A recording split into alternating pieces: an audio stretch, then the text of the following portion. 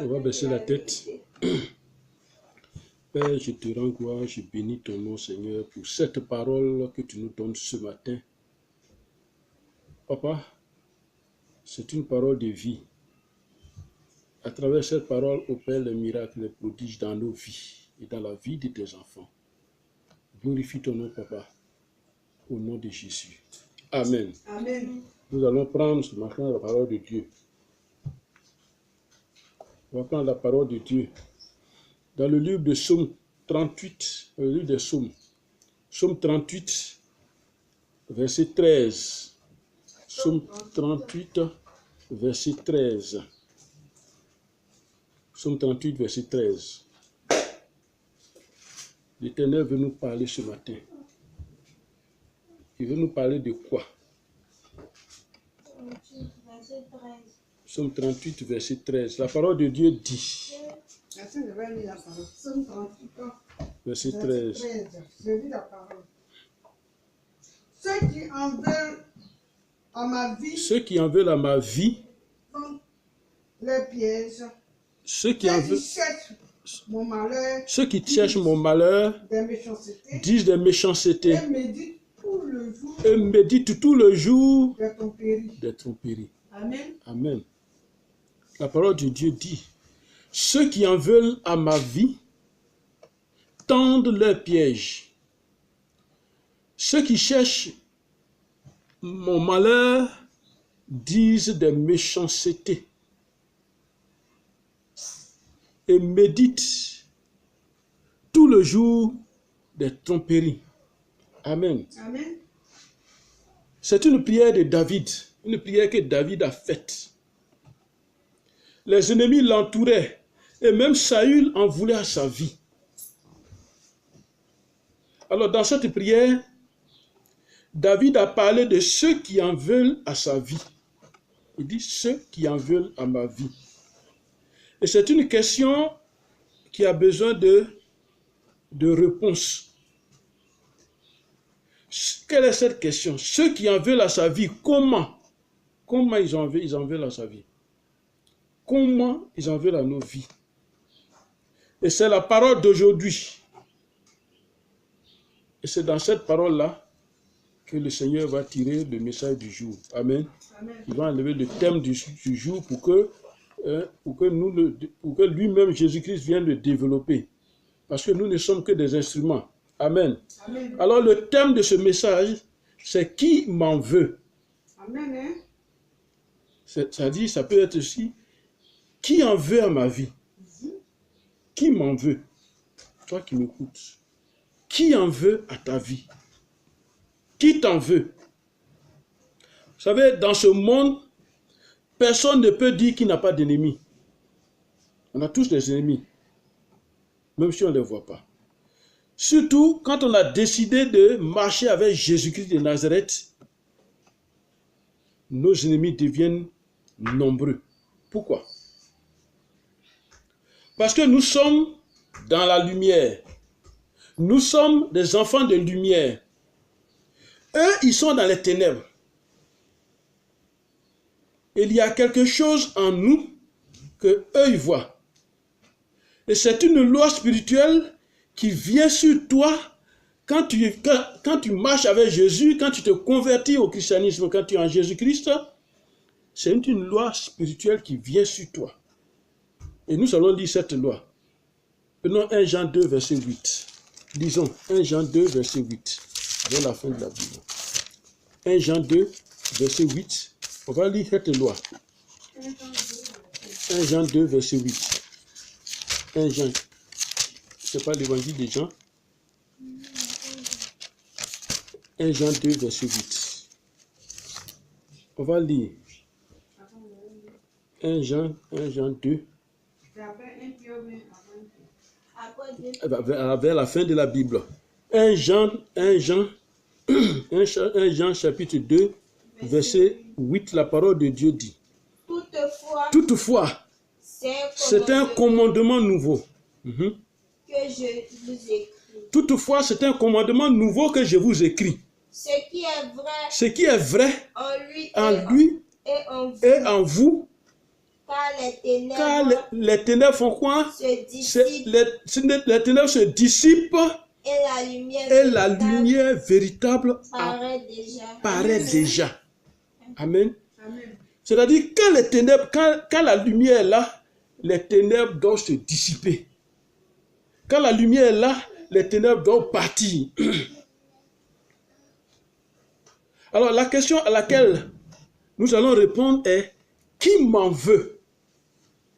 Premièrement, tu es un enfant de lumière. Alors, quoi de plus normal que les ténèbres t'en veulent? Partout où tu vas passer, parce que tu es un enfant de lumière qui marche avec Jésus-Christ, tu es un enfant de lumière, partout où tu vas passer, les ténèbres, pour rien comme ça, les ténèbres vont t'en vouloir. La question, qui en veut à ma vie? Qui en veut à ta vie? Qui t'en veut? Celui qui t'en veut, il te suit.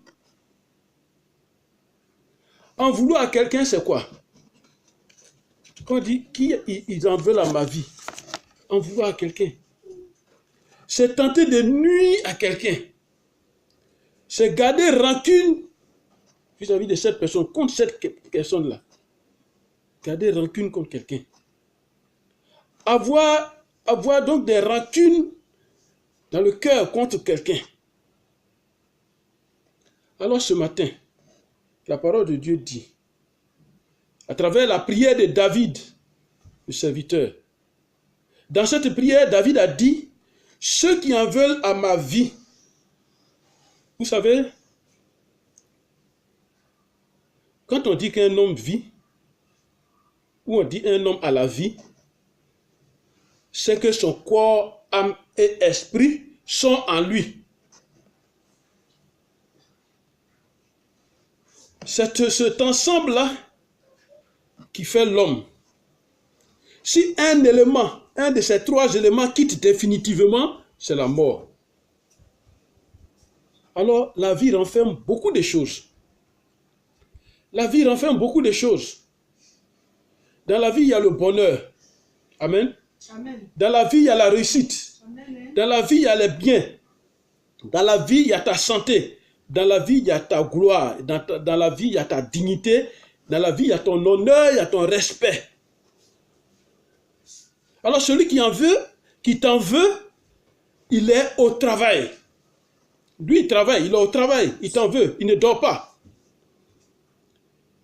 Et notre texte dit, il tendent des pièges. C'est pourquoi j'ai dit, il travaille, il ne dort pas. Il tendent des pièges. Mais quand la Bible dit, il tendent des pièges, logiquement, c'est pour les animaux que nous tendons les pièges en brousse. Mais parce qu'on veut les attraper. Mais la Bible dit, celui qui en veut à ta vie, tend des pièges. Alors, qui dit piège, dit appât. C'est-à-dire, c'est qui va t'attirer vers le piège. Alors, attention. Ceux qui t'en veulent ont mis quelque chose de beau devant toi. Ils ont présenté, ils ont placé quelque chose de bon devant toi. C'est pour t'attirer vers le piège qui va t'attraper. Ceux qui t'en veulent sont eux encore qui cherchent ton malheur. Et c'est ce que David nous souligne ce matin. Alors, comment on cherche le malheur de quelqu'un? On est dans le livre des Psaumes. On va retourner dans le livre des Psaumes. On va parcourir la Bible elle-même. Et la Bible elle-même va nous parler. Dans le psaume 56. On va parcourir. Comment quelqu'un a vu à la vie de quelqu'un? Psaume 56, verset 7. La parole de Dieu dit. 56, verset 7. 56, verset 7. Il complote. Il complote. Ils épient. Il observe mes traces. Amen. On va recommencer. On dit quoi? Ils font quoi? Ils complotent. C'est-à-dire quoi? Je pose la question, comment on cherche malheur à quelqu'un? Ils complotent. Pendant que tu es en train de vivre, tu cherches quelque chose, tu veux faire quelque chose. Pendant qu'on te voit en train de réussir dans quelque chose, pendant qu'on t'observe, ils vont comploter, c'est-à-dire faire des complots, des plans. Comment on va faire pour l'avoir? Comment on va faire pour lui faire du mal? Comment on va faire? À l'instant de Jésus, Judas a reçu l'argent, il se dit, maintenant, comment il faut faire pour attraper Jésus? Alors, ils vont faire des complots contre toi. Des complots, si tu n'as pas la connaissance spirituelle, tu vas tomber dans ces complots-là. Et le diable t'attrape. Et il t'attrape. Alors, David dit, il le complote. Et puis, deuxièmement, ils font quoi? Ils épient. C'est-à-dire, épier, c'est comme, vous voyez, quand vous voyez un lion dans un documentaire, ou bien une panthère dans un documentaire, dans la savane, quand vous voyez un lion qui voit une biche, il ne court pas un coup comme ça. Il marche doucement. Il regarde. Il ne détourne pas son regard. Amen. Il ne détourne pas son regard. Il continue. Il continue jusqu'à ce qu'il s'approche. C'est ça, épier. Savoir qu'est-ce qu'il est en train de faire. Comment on peut l'attraper. Comment on peut faire. Qu'est-ce qu'on peut faire pour le surprendre. Alors, ils épient. Et puis, ils font quoi? Ils observent mes traces. Ils observent mes traces. Partout où tu passes, on regarde. Il passe par ici. Il a l'habitude de passer par cette route-là. Alors, on va l'attendre à cette route-là. Il a l'habitude de faire ceci. Alors, là où il fait quelque chose, c'est là on va aller. Ils épient. Ils épient. Pourquoi? Parce qu'ils cherchent ton malheur. Ils épient. Il leur faut des éléments de travail contre toi. Comme j'ai coutume de dire, personne ne connaît. La Bible dit, personne ne connaît le cœur de l'homme. Et comme ils ne connaissent pas tes pensées, ils ne connaissent pas tes projets, il faut qu'ils te pillent maintenant. Ils doivent te piller. T'observer, tes pieds. Et puis, David dit quoi? David dit quoi? David dit, ils observent. Parce qu'ils en veulent à ma vie. Voilà. Ils complotent, ils épient, ils observent mes traces. Pourquoi? Parce qu'ils en veulent à ma vie. Amen. Parce qu'ils en veulent à ma vie. Alors, cette parole est une révélation pour toi. Amen. Cette parole, c'est la vérité qui a franchi. Ce sont des mots à connaître pour se défendre spirituellement. Ils complotent. Comment on complote? Quand tu pries, comme tous ceux qui complotent contre toi. Répète à moi, au nom de Jésus. Que tous ceux qui complotent contre moi échouent au nom de Jésus. Amen. Donc, ce sont des mots qu'il faut connaître. Complot. Ils complotent.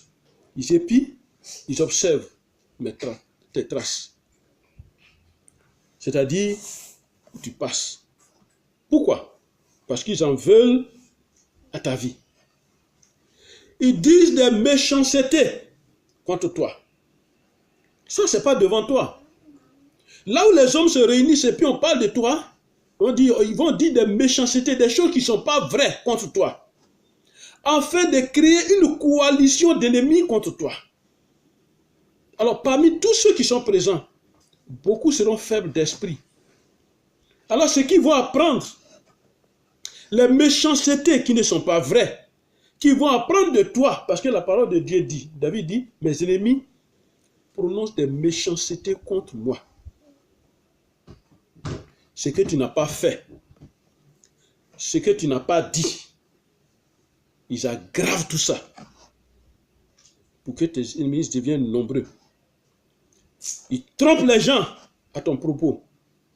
Alors donc, attention. Il y a piège. Il y a malheur. Attention. Il y a des méchancetés qui vont dire. Tout ça sont des sujets de prière. Quand tu es chrétien. Il y a des tromperies. Nous devons être vigilants. Car la Bible dit, le diable rôde comme un lion cherchant qui dévorer, qui va manger, qui va détruire, qui va égorger. qui va voler. On est toujours dans le livre des Psaumes. Au Psaume 35, verset 4, la parole de Dieu nous dit, Psaume 35, verset 4, la parole de Dieu nous dit,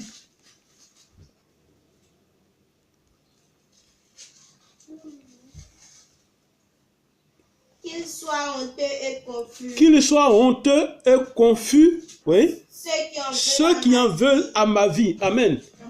On proclame ça ensemble. Qu'ils soient honteux et confus. Qu'ils soient honteux et confus. Ceux qui en veulent à ma vie. Ceux qui en veulent à ma vie. Amen. Amen. Ce sont des paroles que tu dois t'arrêter au milieu de ta maison. À une certaine heure, quand les gens dorment même. Et puis tu t'arrêtes au milieu de ta maison. Et tu proclames ces paroles. Qu'ils soient honteux, confus, ceux qui en veulent à ma vie. Et qu'ils fassent quoi? Qu'ils reculent et rugissent. Ceux qui font quoi? Qui méditent ma perte. Amen. Amen. Bon, pourquoi ils en veulent à ta vie? Pourquoi? David va toujours nous aider. Pourquoi ils en veulent à ta vie tant? Psaume 40, verset 15. La parole de Dieu dit que tous ensemble, ils soient honteux, confus. Ceux qui en veulent à ma vie, pourquoi? Pour l'enlever. Qu'ils régissent. Pardon. Ceux qui désirent ma perte. Amen.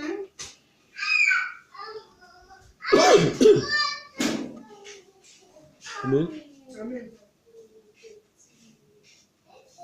Psaume 40, verset 15. David nous parle, Dieu nous parle à travers les prières de David. Que tous ensemble, ils soient honteux, confus. Parce que quand il a fini de comploter, d'épier, d'observer, quand il a fini de dire des méchancetés sur toi, ils vont devenir nombreux. Une coalition d'ennemis. Et cette coalition d'ennemis donc qui va travailler contre toi, Dieu a déjà inspiré David avant notre venue sur la terre des hommes pour dire, quand ça va se passer, voilà ce que tu vas proclamer. Que tous ensemble, ils soient honteux et confus. Qui? Ceux qui en veulent à ma vie. Pourquoi? Pour l'enlever. Qui reculent et rugissent ceux qui méditent ma perte. Amen. Alors, comment on appelle ceux qui en veulent à ta vie? Comment on les appelle? Parce que notre thème dit, on en veut à ta vie. Qui en veut à ta vie? Et nous sommes dans le monde, nous sommes dans le spirituel. Je ne parle pas du physique, je parle du spirituel. Dans le physique aussi, on en veut à ta vie. Mais tout commence d'abord dans le spirituel et devient physique. Et c'est pourquoi Psaume 54, David va nous parler encore. Dans le Psaume 54, au verset 5, David va dire, car des étrangers se sont levés contre moi. Voilà. Des étrangers se sont... Attends. Des étrangers se sont levés contre moi. La question c'est, comment on appelle ceux qui en veulent à ta vie? Il dit, des étrangers se sont levés contre moi. Des hommes violents en veulent à ma vie. Ils ne portent pas leur pensée sur Dieu. Voilà. Amen. Pourquoi on les appelle les étrangers et les hommes violents? Et pourquoi la parole de Dieu dit ils ne portent pas leur pensée sur Dieu? Les étrangers sont ceux qui ne sont pas de notre royaume. Ils ne sont pas du royaume de Dieu. Les hommes violents, c'est ceux qui ne sont pas du royaume de Dieu. Ceux-là qui n'ont aucune pensée sur Dieu. Qui ne peuvent pas se dire, en tuant quelqu'un, je fais du mal. Qui ne peuvent pas se dire, en épiant quelqu'un, en complotant contre quelqu'un, je fais du mal. Qui ne sont pas conscients de ce mal qu'ils font. Ceux-là qui ne sont pas des nôtres. Nous sommes du royaume de Dieu. Du royaume de la lumière. Eux, ils sont étrangers au royaume. Eux, ils sont étrangers au royaume Amen. Ils sont étrangers au royaume de Dieu. Alors ces étrangers-là, ce sont des démons. C'est le fils du diable. C'est ceux qui en veulent à ta vie. Ceux qui en veulent à ma vie. C'est eux. Parce qu'ils ont tout tenté. Ils ont tout tenté en vain. Ils n'ont pas réussi. Ils ont tout tenté. Alors, ils en veulent à ta vie.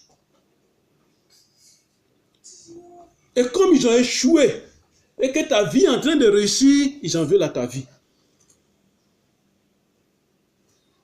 Quelqu'un en veut à ta vie, à tes activités.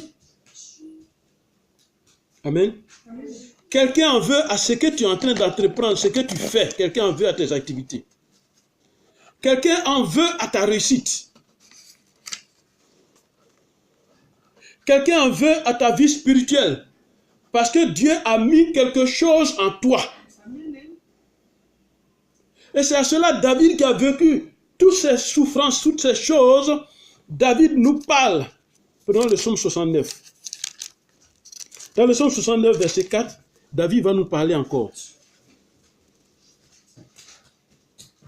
Le psaume 69, verset 4. 69, verset 4. Il dit, je me puise à crier.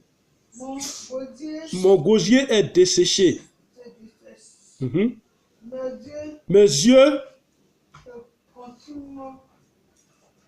se consument tandis que je regarde vers mon Dieu. Et on continue au verset 5, il dit, ils sont plus nombreux que les cheveux de ma tête. Amen. Un instant.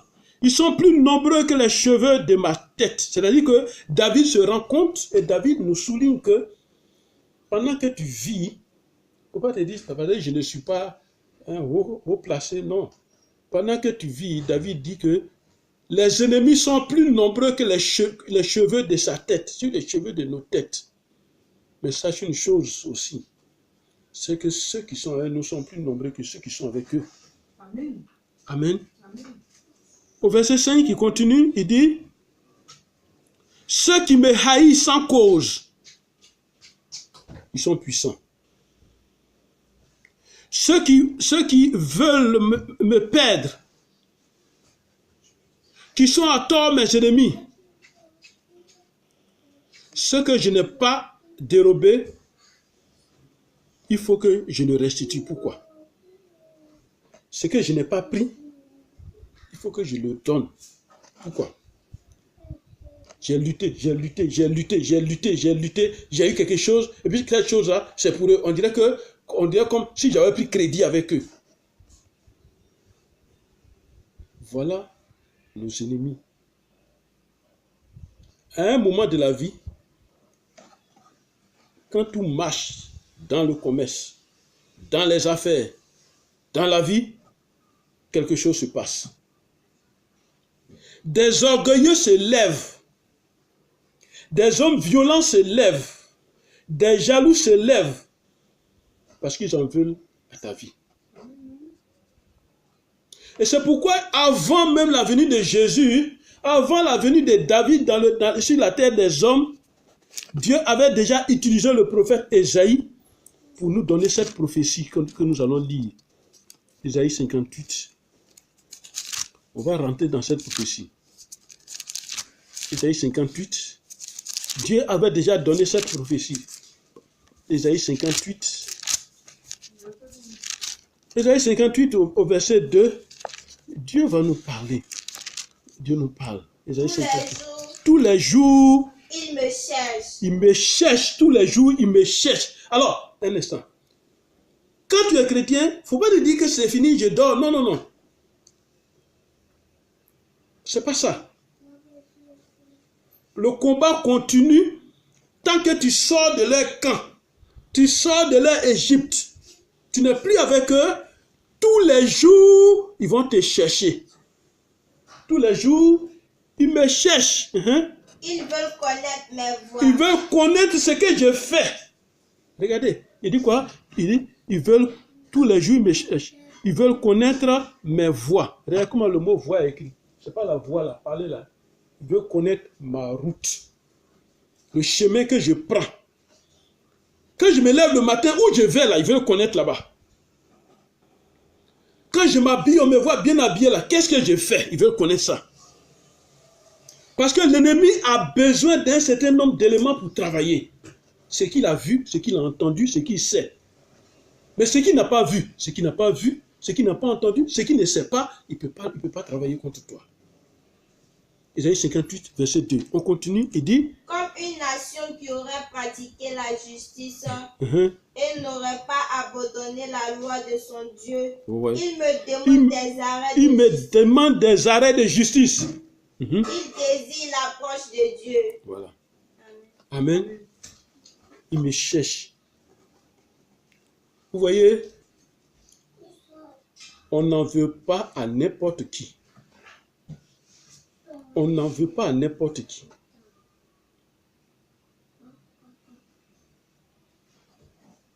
Amen. Est-ce qu'on en veut? On en veut à un fou.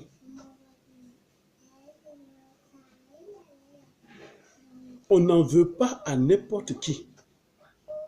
On en veut à celui qui a réussi. On en veut à celui qui dérange spirituellement. Alors, comment est ta vie? Il y a quelqu'un qui te hait. Et toi, tu penses que... Non, personne n'est contre moi. Il y a quelqu'un qui te hait. Quelqu'un t'a gardé rancune. Quelqu'un a des sentiments négatifs contre toi.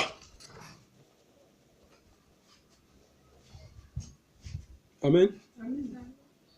Des sorciers en veulent à ta vie. Des féticheurs en veulent à ta vie. Les ténèbres en veulent à ta vie. Pourquoi? À cause de ton étoile. À cause de ton changement de statut. À cause des activités, à cause de tes entreprises, ils en veulent à ta vie. À cause de ta nouvelle vie, ils en veulent à ta vie. À cause de tes enfants, ils en veulent à ta vie. Es-tu un homme, es-tu une femme qui a, exemple, par exemple, 4 enfants, 5 enfants. Eux tous, il y a des directeurs, il y a des docteurs, il y a ministres dedans. Tous les 4 occupent un haut poste. Alors imagine comment tu seras vu dans ton village. À cause de tes enfants. On en vient à ta vie. À cause de ta maison. Parce que tu as construit un château. On en vient à ta vie. Parce qu'au village, tu as construit la plus grande maison. On en vient à ta vie. Parce que tu habites un quartier IP. On en vient à ta vie. Aucun de tes frères n'a eu ce bien-là. Et c'est toi seul qui as eu ce bien. Pourquoi tu m'en veux? Ne pense pas qu'on ne te voit pas. Pourquoi toutes ces choses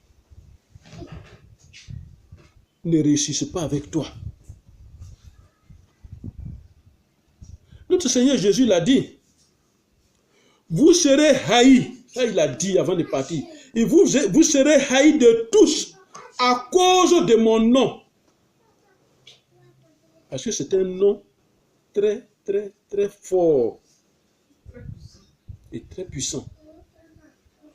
Matthieu 10, verset 22, il a dit. On va pas lire. Vous serez haïs de tous à cause de mon nom. On va vous haïr. Haïr, ça veut dire quoi?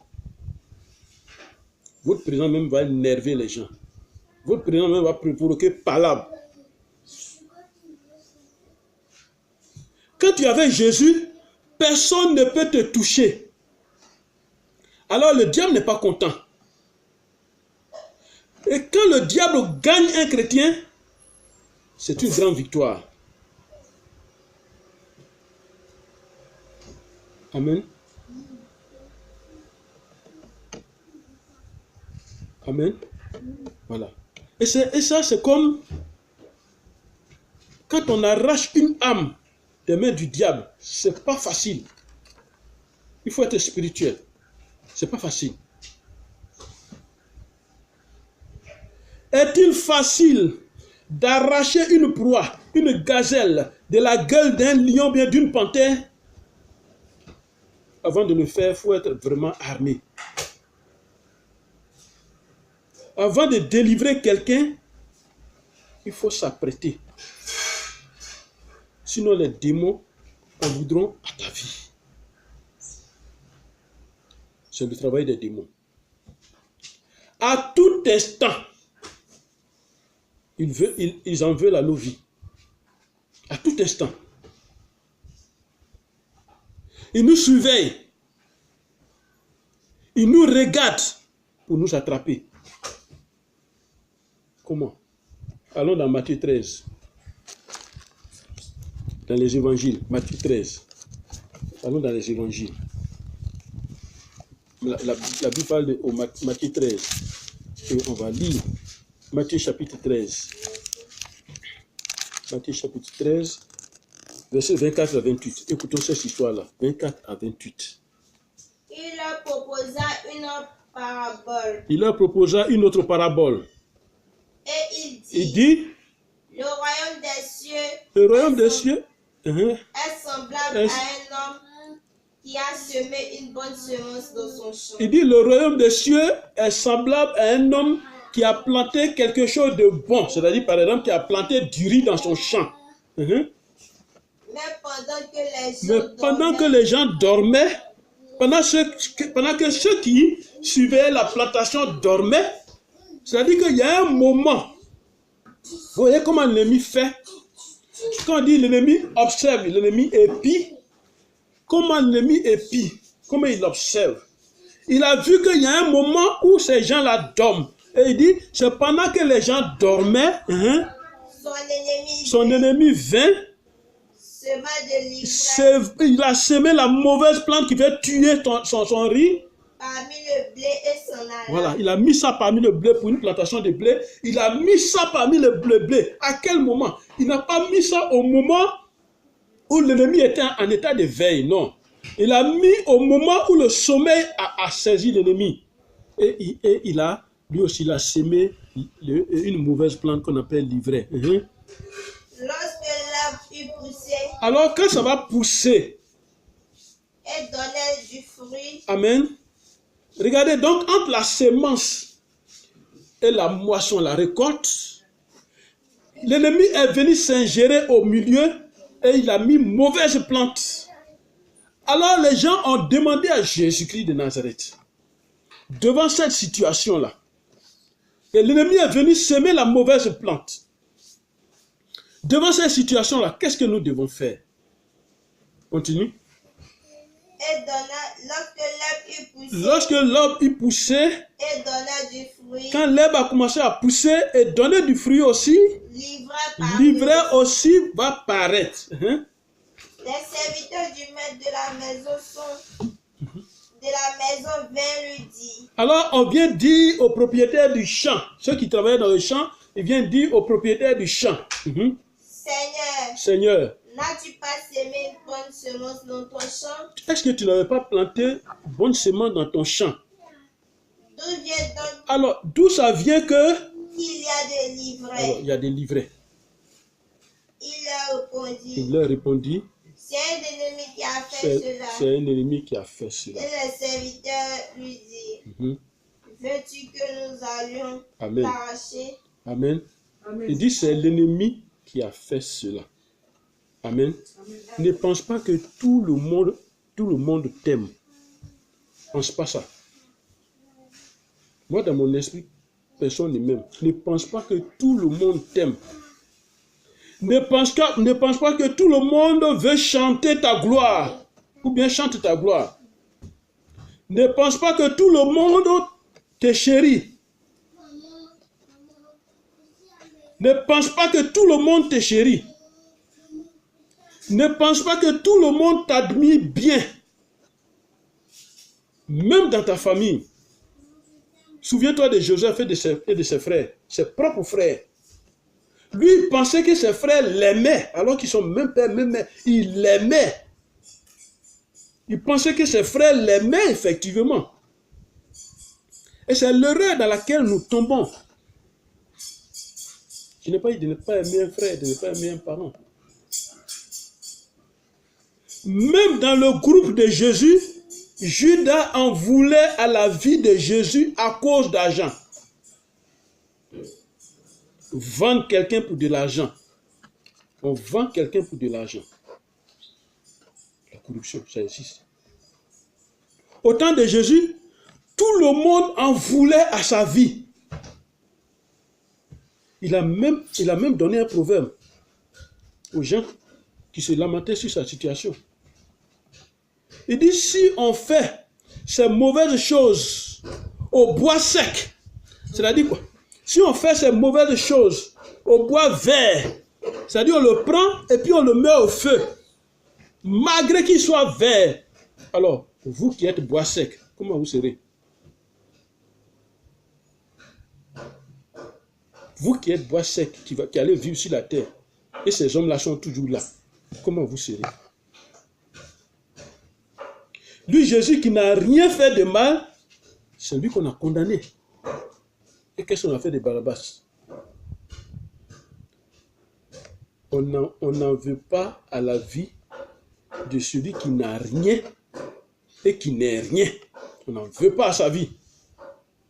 Amen. Amen. Je répète, on n'en veut pas à la vie de celui qui n'a rien et qui n'est rien.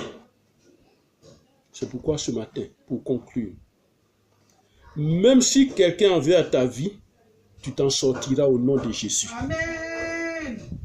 Ils seront tous confus au nom de Jésus. Amen. Tu dois être heureux. C'est ton droit. Amen. Les chiens n'ont qu'à aboyer pendant ton passage. Les chiens n'ont qu'à aboyer pendant tes entreprises. Les chiens n'ont qu'à aboyer. Ils n'ont qu'à aboyer seulement pendant tout ce que tu fais. Mais pendant que Jésus rentrait à Jérusalem, on chantait sa gloire, on mettait les pains sur la route, on mettait les branches sur la route. Amen.